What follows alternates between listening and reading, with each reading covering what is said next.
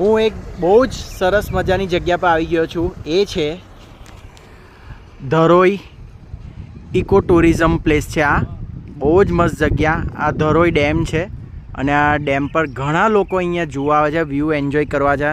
હાલાકી વરસાદ નથી એટલે ડેમ ખુલ્લો બી નથી. અને એની સામેની જગ્યા જો જોરદાર જગ્યા છે આ. વાવ, એકદમ ક્લીન પાણી ને એકદમ સરસ ચોખ્ખી જગ્યા છે.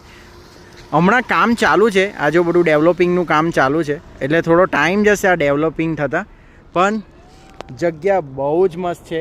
ગૂગલ પર સર્ચ મારશો તમે ધરોઈ ડેમ તો તમે જરૂર આ જ જગ્યાએ પહોંચશો. અને જો લોકો એન્જોય કરવા માટે થોડું નજીકથી પણ લોકો જાય છે. અહીંયાથી બ્રિજ ઉતરીને લોકો ઉતરીને ત્યાં પણ જાય છે અને ત્યાં બેસે છે અને માહોલને એન્જોય કરે છે. તો તમે લોકો જરૂર આવી જગ્યા આવજો. આવા માટે તમે ખેરાલુથી અંબાજી જશો, ત્યાં જ વચ્ચે એક પાટો પડે છે ધરોઈ ડેમ આવવા માટે. લગભગ 7-7.5 કિલોમીટર છે, પણ આ જગ્યા જોવાનું ભૂલતા નહીં.